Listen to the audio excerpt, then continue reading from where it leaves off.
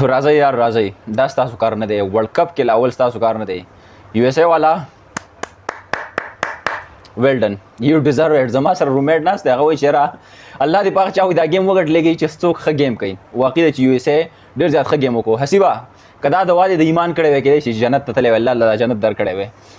یقین وکړه چې دا ګیم دی یار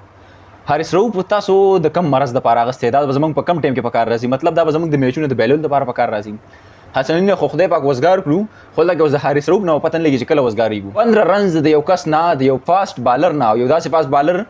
چې هغه په ورلد کلاس باندې یادولی کېږي او تعریفونه کېږي هغه 15 رنز ورکړه او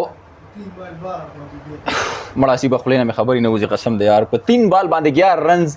په 3 بال باندې 11 رنز د حارث رؤف صاحب نه راواوړېده د دې سره بیا چې کله سوپر اوور مقابله شروع شوه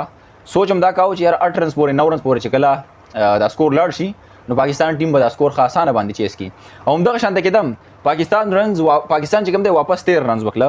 په 18 رنز پسې 19 رنز ټارګټ و خو هلته کې زمونږ عامر صاحب چې کوم دی 7 رنز هسې وکړه نه ایکسټرا رنز یې ورکړي دي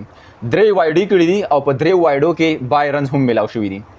د هغې د وجې ټوټلي سکور چې کوم دی 19 رنز ټارګټ پاکستان ته ملاو شو په سوپر اوور کې لاول خو دا میچ سوپر اوور ته بوتلل نه و پکار خو چې سوپر اوور ته ستانه سکور لاړې نو کم از کم یار ستا سره زبردسته بالران در سره دي ما په خپله باندې په سټارټ کې ویل چې یاره نسیم شاه ته ورکړي نو ډېره زیاته به ضروري ځکه چې د هغه لینت ډېر زیات برابر دی همیشه لپاره یارکر چې کوي نو بیا بالکل په ټارګټ باندې یارکر کوي د ځوان نه پکې 18 رنز لاړ د محمد عامر نه او بیا زموږ په ټیم کې داسې څوک لوښ شته نه حسیبه چې بیا تا هغه سکور چیز کړي 18 رنز ته په چا باندې راړې افتخار باندې 18 رنز راړې سټرایک یې بیا افتخار له ورکو فخر زمان هلته کې څه لپاره وتلی فخر زمان ته سټرایک ورکول به اټلیسټ لازمي و یقین صرف په دې ټوټل ټیم کې په دغه یو کلاړي باندې کېږي او هغه دی فخر زمان او هغه په نان سټرایک باندې هلته کې ودراو دومره غټې غلطیانې په ټیم کې نن وشوې دومره غټې غلطیانې چې هغه تاسو بیانولی نه شم یار حسیبه نن مې د زړه الفاظ مې نه راوځي پی ایس ایل کې د شپږ چکې وهاب ریاض ته والي کېدای شي په دې بیس باندې ودرولې خو دا پی ایس ایل نه دی دا انټرنیشنل میچونه دي او د یو اس ای غونډه کې ټیم سره ستا مقابله ده نو ته به داسې غونډه کې گیم کې ستا سټارټینګ میچ دی او سټارټینګ میچ د هغې نه لاړې او اوس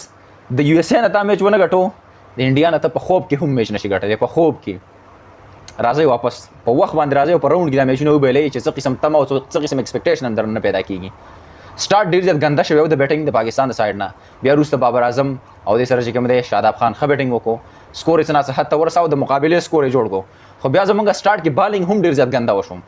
او بالینګ هم څه د کار نه و بیا وروسته په بعد کې بیا کم بیک بالرانو وکړو خو اخرني اوور کې 15 رنز هلته کې نسیم شاه ځان مړ کو دومره زبردسته بالینګ یې وکړو ډاټ بالینګ یې وکړو بیا عامر هم ډېر زیات بهترین بالینګ وکړو هلته کې په اخره کې بیا روره حارث رؤف د څه لپاره دی یو اس ای له به په خوله کې دا میچ داسې ورکاو چې هم واله میچ هغه به هلته به کیچونه ډراپ کېدل بل سیټ ته که تاسو کتلي 2 کیچونه دی زمونږ بوډا صاحب ډراپ کړه